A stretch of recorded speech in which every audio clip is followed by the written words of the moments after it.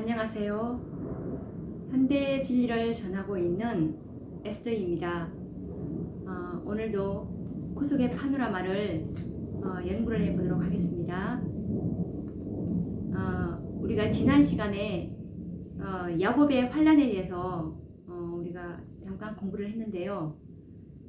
이 14만 4천인들의 그 특수한 경험이 성령도 없고 이 중보자도 없는 그런 경험을 해야 할 십자가의 군병들인데, 이 야곱의 환란을 하나님께서 허락하시는 이유가 이 사단의 참소 때문인데, 완전한 그 생애를 살 수 있다는 증거, 하나님의 율법을 성령도 중보자도 제거된 상황에서 율법을 지킬 수 있는지에 대한 완전한 증거를 보여주시기 위해서 하나님께서 이 야곱의 환란을 허락하셨습니다. 이 허다한 무리들의 그 생애도 승리의 생애를 살았는데 실체의 그 생애가 완전한 구속의 열매를 입증을 못했기 때문에 이 마지막 하나님의 그 남은 백성들은 반드시 이 실체를 보여주어야 그들도, 이 허단 무리들도 정말 완전한 빛을 보았고, 그들도 우리와 같은 시대에 살았더라면 그들도 분명히 율법을 지킬 수 있었을 것이다 라는 것을 이 마지막 하나님의 그 남은 무리들이 입증을 해야 할 것입니다. 그래서 이러한 이유로 이 야곱의 환란을 하나님께서 허락을 하셨습니다. 우리가 지난 시간에 여기까지 이제 공부를 했습니다. 또 이어서 이 구속의 이 하나님의 계획을, 이 구원의 계획을 또 이어서 연구해 보도록 하겠습니다. 이제 사단은 더 이상 변명할 수가 없겠죠. 정말 성령도 중보자도 없는 상황에서 하나님의 율법을 완전히 지킬 수 있다는, 그렇게 해서 이제 하나님의 그 정말 품성을 그들이 완전히 드러내었죠. 그래서 이제 사단은 죄악의 창시자임이 온 우주와 모든 거민들에게 폭로되는 것입니다. 그래서 이 구속의 경륜에는 인류를 구원하는 그 이상의 높은 뜻이 있었다는 말입니다. 정말 이 얼마나 멋진 승리입니까? 그래서 이 승리자들이 하늘에서 정말 예수님과 함께 왕권을 누리는 것은 너무나도 당연하겠죠.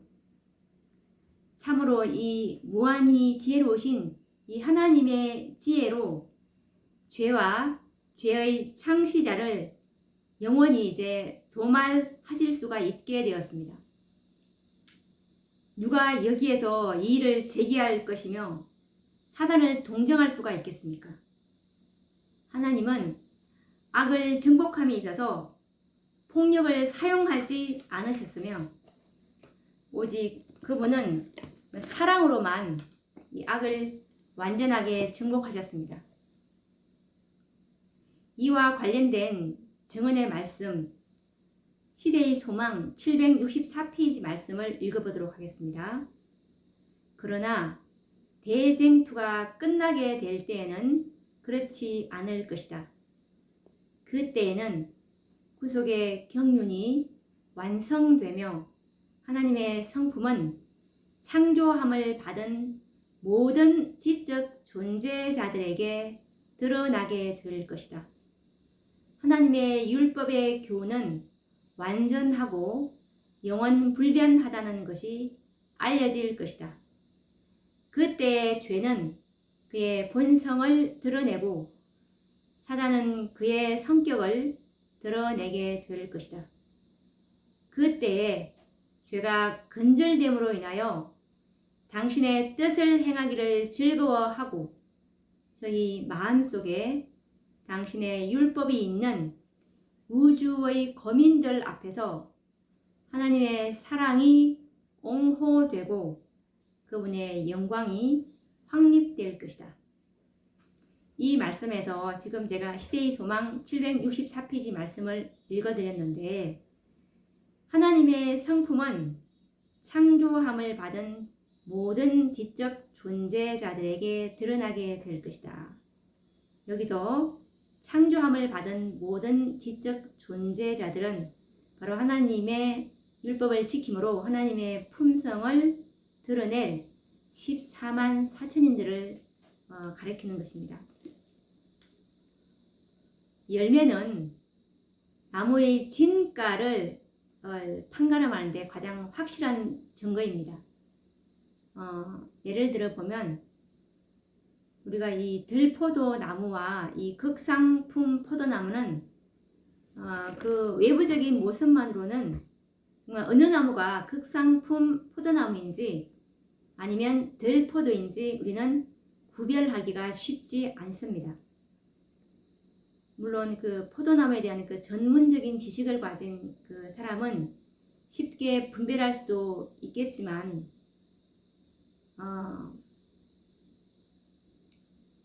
이 전문가의 그 식견을 인정하지 않고 극상품 포도나무를 오히려 들포도나무라고 우게 된다면 참으로 난처하게 되겠죠.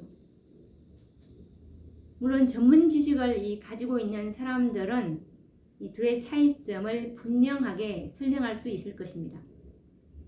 그러나 정확한 설명에도 불구하고 그것을 인정하고 수긍하기를 거절하고 계속 고집을 부린다면 당장에는 그 고집을 꺾을 수는 당장에 그 고집을 꺾을 수 있는 사람이 누가 있겠습니까? 방법은 한 가지입니다. 그게 뭐냐면 바로 열매를 보여주는 것입니다. 시간이 흘러서 이제 그 두 나무에 맺힌 열매를 본다면 아무리 고집이 세고 이것이 들포도나무 열매야 아니면 극상품 포도나무 열매야 이렇게 라고 우게 된다 할지라도 더 이상 그 열매를 보면 고집을 부릴 수 없겠죠. 왜냐하면 그 열매는 그 나무의 진위를 판결해 주기 때문입니다. 이와 마찬가지로 하늘에서 시작된 그 율법 전쟁도 마찬가지인데요. 사단은 하나님의 율법은 순종할 수 없고 결함이 있어서 변경되어야 한다고 줄곧 주장해 왔었습니다. 그러나 반면에 하나님께서는 이 당신의 종들을 통해서 율법은 완전하며 순종할 수 있는 율법임을 증거하셨습니다. 이 율법에 관련된 논쟁은 6,000년 동안 선악 간의 대쟁투에서 중심 쟁점이 되어 왔는데요. 그래서 이 하나님께서는 정말 무던히 오래 참으시는 가운데서 두 포도나무에서 열매가 맺히기를 기다려 오신 것입니다. 이 2300주야의 긴 예언이 끝나고 때가 되었을 때 극상품 포도나무에 열매를 맺기 시작했던 것입니다. 1844년 이후에 새 천사의 기별로 말미암아 하나님의 품성을 닮은 살아계신 하나님의 인을 맞은 그 백성들이 탄생하기 시작했습니다. 드디어 인 맞은 백성들의 수요가 14만 4천인이 되는 특별한 이 무리가 나타날 것이었습니다. 이 무리들이 6,000년 동안 하나님께서 경영하신 그 의의 나무에서 맺힌 열매들인 것입니다. 이제는 아무리 고집이 세고 이 사악한 사단이라 할지라도 의의 나무의 열매가 맺힘으로 더 이상 자신의 주장을 고집할 수 없게 될 것입니다. 사단의 입을 막고 그의 기만과 모든 궤변을 여지없이 깨뜨려 버릴 것이기 때문입니다. 그래서 이 선지자께서는 교회증언 4권 594페이지의 말씀에서 이 남은 교회, 즉 14만 4천인들은 사단의 머리를 부셔버릴 것이다 라고 말씀하신 것입니다. 14만 4천인이 되는 이 구속의 열매들로 말미암아 사단의 머리는 부서질 것입니다. 그처럼 끊임없이 이 하나님의 율법의 결함을 주장했던 이 사단은 14만 4천인들의 생애로 말미암아 여지없이 거짓으로 폭로될 것입니다. 그리스도의 중보와 성령의 도움이 없이 이들은 하나님의 율법을 온전히 순종할 수 있기 때문입니다. 그래서 이들은 하나님께 속한 자들이요 구속의 열매들인 것입니다. 요한계시록 14장 4절 말씀을 보시면 이 사람들은 어린 양이 어디로 인도하든지 따라가는 자며 사람 가운데서 구속을 받아 처음 익은 열매로 하나님과 어린 양에게 속한 자들이니 라는 말씀이 있습니다.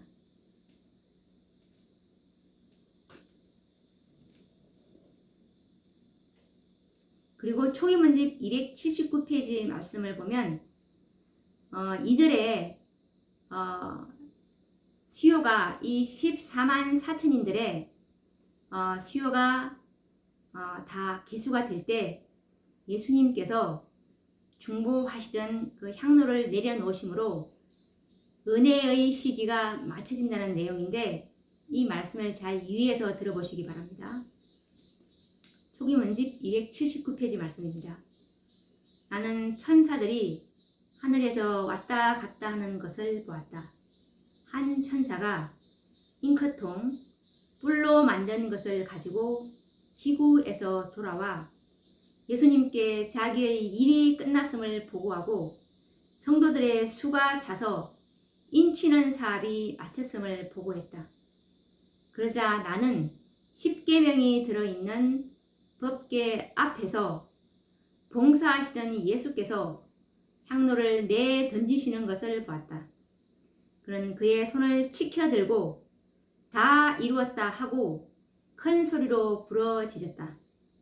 그리고 예수께서 불의한 자는 그대로 불의를 하고 더러운 자는 그대로 더럽고 의로운 자는 그대로 의를 행하고 거룩한 자는 그대로 거룩하게 하라고 엄숙하게 선포하실 때 모든 천사들은 그들의 면류관을 벗어 던졌다라는 말씀입니다.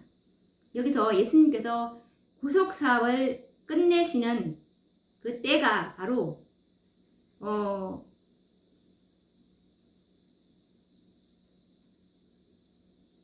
한 천사, 살아계신 하나님의 인을 치는 이 한 천사가 자기 일이 끝났다고 지금 예수님께 보고하는 장면입니다.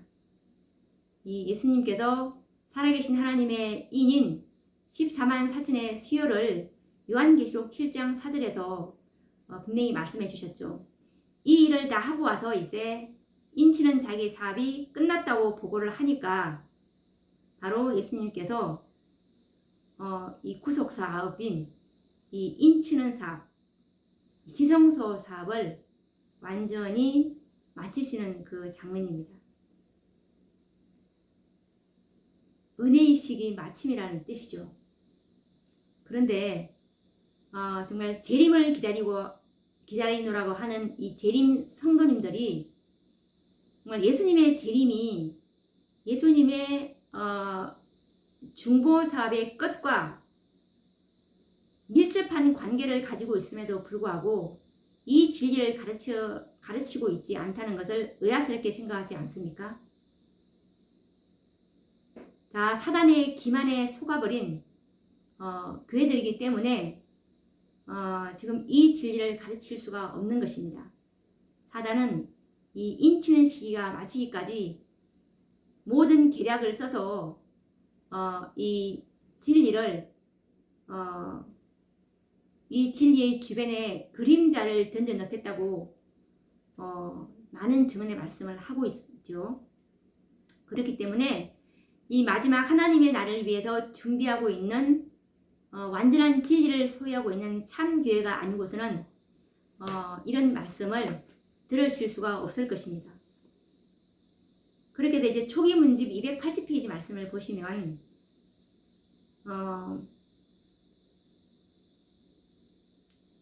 예수님의 중보 사업이 끝난 후 그 두려운 시간에 성도들은 중보자 없이 하나님 앞에 살고 있었다. 모든 상황은 결정되었고 모든 보석은 헤아려졌다.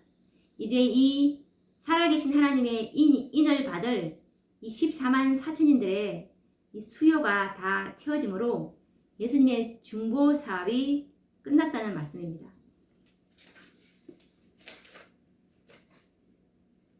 요한계시록 7장 14절과 16절 말씀을 이렇게 보시면 이 14만 4천인들에 대한 그 설명이 나오는데 한번 읽어보도록 하겠습니다. 이는 큰 환난에서 나온 자들인데 어린 양의 피에 그 옷을 씻어 희게 하였느니라. 저희가 다시 줄이지도 아니하며 목마르지도 아니하고 해나 아무 뜨거운 기운에 상하지 아니할지니라는 말씀입니다. 네, 많은 그 셋째 천사의 기회를 믿고 있는 많은 재림 성도님들이 이 요한계시록 7장 14절에서 16절 말씀을 요한계시록 7장 9절에 허다한 무리들, 그 흰옷 입은 허다한 무리들과 구별 없이 설명을 하는데 이것은 결코 그렇게 푸는 것이 아닙니다. 이들에 대한 설명은 허다한 무리의 설명이 아니고 요한계시록 7장 14절에서 16절 말씀은 바로 14만 4천인들에 대한 설명이라는 것을 각시대의 대쟁투 648페이지에 보시면 이 14만 4천인들에 대한 설명이 아주 자세히 나옵니다. 거기에 보시면 이들이 허다한 무리가 아니고 헤일 수 없는 허다한 무리가 아니고 바로 14만 4천인들에 대한 설명이라는 것을 잘 알 수가 있을 것입니다. 이 14만 4천인들의 성리는 예수님의 이름을 믿고 죽은 모든 영혼들의 구원을 보장하는 증명이 될 것인데 예수님께서 십자가에 달리셨을 때 우편 강도는 예수님을 시인했습니다. 이 우편 강도는 살아생전에 선을 행한 적이 없었고 예수님의 이름으로 하나님께 영광을 돌린 적도 없었습니다. 그런데 이 우편 강도는 재림의 아침에 그 승리한 무리들 속에 함께 있게 될 것을 우리는 잘 알고 있습니다. 이 우편 강도는 예수님께서 재림하실 때 첫째 의인들의 부활할 것입니다. 이 우편 강도는 오직 예수님을 개인의 구주로 받아들이는 단순한 믿음으로 구원을 받은 것입니다. 그가 그처럼 단순하게 이 믿음으로 구원을 받을 수 있는 것은 예수님께서 죽으심으로 그의 모든 죄를 담당하셨기 때문입니다. 그런데 사단이 이와 같은 이 죄 많은 강도가 구원받는 이 사실을 참소하거나 항의할 수 없습니다. 그 이유가 바로 14만 4천인들의 승리 때문에 그렇습니다. 만약에 이 14만 4천인들의 승리가 없었다면 우평 강도와 같은 그 영혼들은 사단으로부터 비난과 참소를 면할 수가 없을 것입니다. 왜냐하면 사단은 분명히 이렇게 말할 것이기 때문입니다. 그들의 생명이 연장되었다면 나는 그를 다시 유혹할 수 있었다라고 사단은 분명히 주장할 것이기 때문입니다. 그래서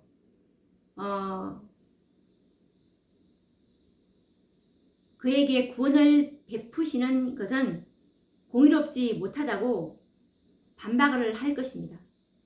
그런데 이 14만 4천인들의 승리는 곧 그리스도를 믿는 모든 자들의 승리가 되는 것입니다. 우평 강도나 또는 먼저 이 세상을 떠난 영혼들도 그리스도의 재림의 날까지 생존해 있었다면 이들 역시 죄를 이기고 승리할 수 있었다는 증명이 됩니다. 이 14만 4천인의 승리는 곧 그들의 승리와 보정이 될 것이기 때문입니다. 이에 관련된 증언의 말씀이 시대의 소망 764페이지 말씀입니다. 그러나 대쟁투가 끝나게 될 때에는 그렇지 않을 것이다.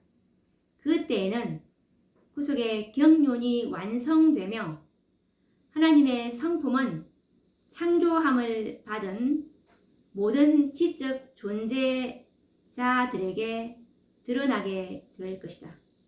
이제 이 14만 4천인들이 입증하게 된다는 뜻이죠. 하나님의 모든 율법을 지켰다는 것을 성령도 중보자도 없는 야곱의 환난을 통과함으로써 이 하나님의 율법의 교훈은 완전하고 영원 불변하다는 것이 알려질 것이다. 그때에 죄는 그의 본성을 드러내고 사단은 그의 성격을 드러내게 될 것이다 라는 것이 이 지금 증언의 말씀입니다. 인류의 그 구원이 보장된 것은 하나님의 백성들에게서 하나님의 품성이 나타나고 하나님의 율법은 완전하며 영원 불변하다는 것이 증명되고 사단의 멸망이 확실하게 될 때 아담 이후에 믿고 잠든 모든 영혼들의 구원이 보장된다는 말씀입니다. 누가 하나님의 품성을 완전히 나타냈고 이제껏 하나님의 율법은 완전하며 변하지 않는 율법임을 누가 증거했습니까? 그들이 바로 14만 4천인들인 것입니다. 그래서 이 14만 4천인들의 승리는 참으로 값진 승리이고 율법 전쟁을 종결짓게 되는 것입니다. 그래서 이제 사단은 이 14만 4천인들에 관한 교리가 백성에게 가르쳐지는 것을 가장 두려워하겠죠. 왜냐하면 이 14만 4천인들의 수요가 차면 사단은 자신의 운명이 끝난다는 사실을 알고 있기 때문입니다. 이 구속의 열매가 나타난다면 더 이상 변명할 수도 고집을 피울 수도 없을 것입니다. 그렇다면 이 14만 4천인들에 관한 진리가 정말 얼마나 중요한 현대의 진리입니까? 이 진리가 바로 예수님의 재림과 직결되는 진리입니다. 이것에 관한 그 증언의 말씀이 현대의 진리 1849년도에 쓰신 그리고 9월 1일자에 쓰셨습니다. 이 말씀을 한번 읽어보도록 하겠습니다. 주님께서는 나에게 귀중한 영혼들이 현대 진리 곧 인치는 진리와 때 적당한 식물의 부족으로 굶어 죽어가고 있음과 또한 신속한 사자들이 저들의 길을 달려가서 현대 진리로 양떼를 먹일 것이라는 사실을 보여주셨다. 나는 한 천사가 빠른 사자들아 급히 가라, 빠른 사자들아 급히 가라고 말하는 것과 모든 영혼의 운명은 생사 간에 각각 신속히 결정될 것이라는 말을 들었다. 현대 진리는 곧 14만 4천에 인치는 진리라고 여기 분명히 정언의 말씀에서 말씀하고 계시죠. 그래서 이 인치는 진리는 영혼의 운명을 결정하는 기별입니다. 왜냐하면 14만 4천의 인침이 끝나면 예수님의 중보사업은 끝나는 것이기 때문입니다. 은혜의 시기가 마쳐진다는 뜻입니다. 영혼의 운명이 끝이 난다는 것입니다. 이 얼마나 두렵고 엄숙한 진리입니까? 이 마지막 이 재림을 기다리노라고 하는 이 재림 성도님들이 이 진리를 사단이 다 기만 속으로 그들을 몰아넣었습니다. 그래서 이 14만 4천에 대한 이 진리를 말하면 이단에서 가르치는 진리로 이렇게 다 속여버렸죠. 가짜가 있다면 진짜가 있다는 것을 유념해 보셔야 할 것입니다. 독자들은 성경상 이처럼 정말 확실한 교리에 대해서 깊이 생각을 해야 할 것입니다. 정말 슬프게도 오늘날 교회에서 이처럼 중요한 교리가 등한시 되어가고 있고, 정말 그 사람들의 유전과 오류들에 의해서 이 진리가 완전히 가려져 있음을 볼 때 정말 실로 통찰할 노릇입니다. 이 성소 진리에 의하면 이 14만 4천인들의 사명이 레위 지파의 그 사명과 동일한 직분임을 우리가 알 수 있는데, 이 14만 4천인들은 사명이 있습니다. 성경은 이 14만 4천인들을 하늘 성전의 봉사자로 말씀하셨습니다.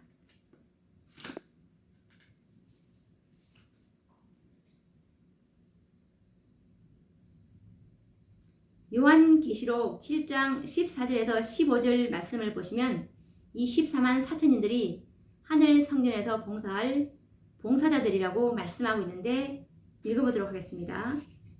그가 나더러 이르되 이는 큰 환난에서 나오는 자들인데 어린 양의 피에 그 옷을 씻어 희게 하였느니라. 그러므로 그들이 하나님의 보좌 앞에 있고 또 그의 성전에서 밤낮 하나님을 섬김에 보좌에 앉으신 이가 그들 위에 장막을 치시리니 라는 말씀에서 여기 14만 4천인들이 그의 성전에서 밤낮 하나님을 섬긴다고 말씀에 나와 있죠. 그래서 이 14만 4천인들은 성전 봉사자들이라는 의미이고, 보좌에 앉으신 이가 그들 위에 장막을 치시리니, 이것은 우리가 정말 하나님과 함께 그 예루살렘 도성 안에서 영원토록 같이 산다는 말씀입니다. 이 14만 4천인들의 정말 크나큰 특권이 아닐 수 없습니다. 이 성전에서 밤낮 하나님을 섬기는 자들은 성소 제도에 있어서 레위 지파의 사명이었습니다. 그래서 이 14만 4천인은 레위 지파의 사명과 동일한 직분입니다. 성소 제도에 있어서 이 레위인의 사명은 참으로 놀라운 것이었는데요. 성경에서 이 레위 지파의 사명과 그 역할을 한번 찾아서 읽어보도록 하겠습니다.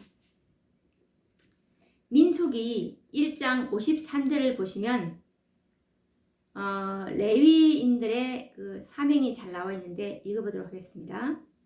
레위인은 증거막 사면에 진을 쳐서 이스라엘 자손의 회중에게 진노가 임하지 않게 할 것이라. 레위인은 증거막에 대한 책임을 지킬지니라 하셨습니다. 여기 말씀에서 레위인은 증거막 사면에 진을 치고 이스라엘 자손의 회중에게 진노가 임하지 않게 할 것이라고 말씀했고, 그리고 레위인은 증거막에 대한 책임을 지키는 자들이라고 했습니다.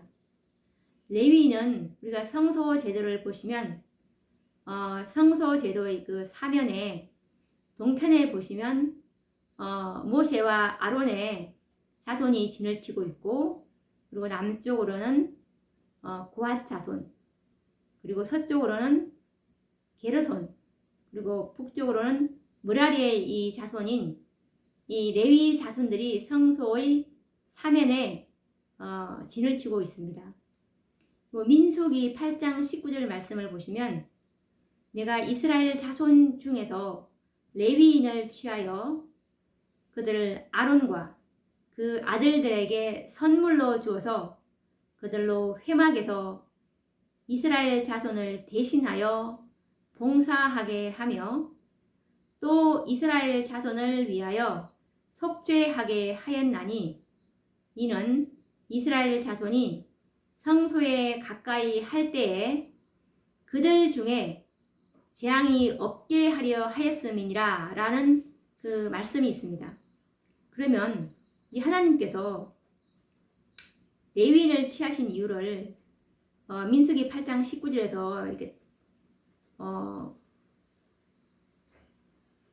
나타내고 있는데 여기서 한 번 더 살펴보도록 하겠습니다.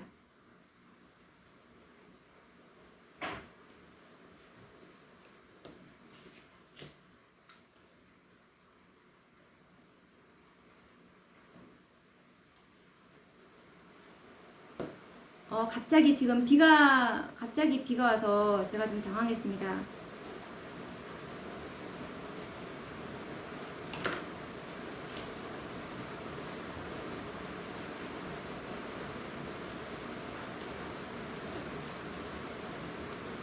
하나님께서 이스라엘 자손 중에서 이 레위인을 취해서 이스라엘 자손을 대신해서 봉사하게 하고 이스라엘 자손을 위해서 속죄하게 하셨습니다.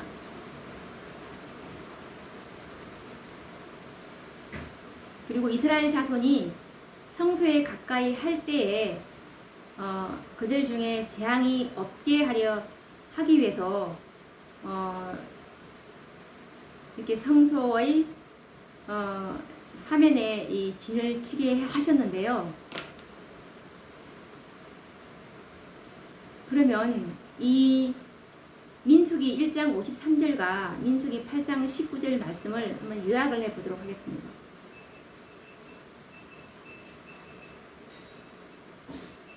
이스라엘 자손의 회중에게 하나님의 진노가 임하지 않도록 하였고, 그리고 이스라엘 자손을 위해서 속죄하는 일을 하도록 했습니다. 그리고 이스라엘 자손들 중에 재앙이 없게 하려 했다고 말씀을 하고 있습니다. 하나님께서는 이 레위인을 취해서 성소 사면에 진을 치게 하셔서 재앙과 진노가 백성들에게 임하지 않도록 계획하셨고, 또 이스라엘 자손을 위해서 속죄의 일을 하게 하셨습니다. 레위인에게 부여된 그 사명은 바로 예수님의 사명과 동일한 사명임을 우리는 깨닫게 되는데, 하나님께서 이 레위인을 통해서 이스라엘 백성들에게 당신의 진노와 재앙이 임하지 않도록 계획하셨다는 것은 정말 얼마나 놀라운 일입니까?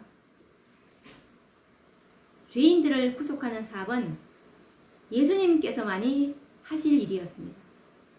그런데 한낱 이 구속을 받아야 할 대상자들인 이 레위인들이 이스라엘을 위해서 속죄하는 이 속죄는 어떤 의미의 속죄이고 하나님의 진노와 재앙이 백성들에게 미치지 않도록 하는 이 레위인의 역할은 무엇인지, 그리고 먼저 레위인들이 어떻게 재앙과 진노에서 백성들을 보호하였는지 우리가 차근차근 이 부분을 좀 자세히 더 공부를 해보도록 하겠습니다.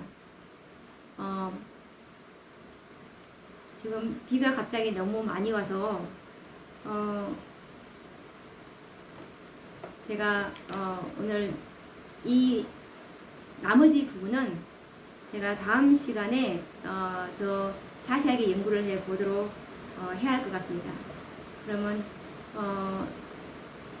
다음 시간에 이 레위인들을 해당하는 그 14만 4천인의 사명에 대해서 더 자세히 연구를 해보도록 하겠습니다. 다음 시간에 뵙도록 하겠습니다. 감사합니다.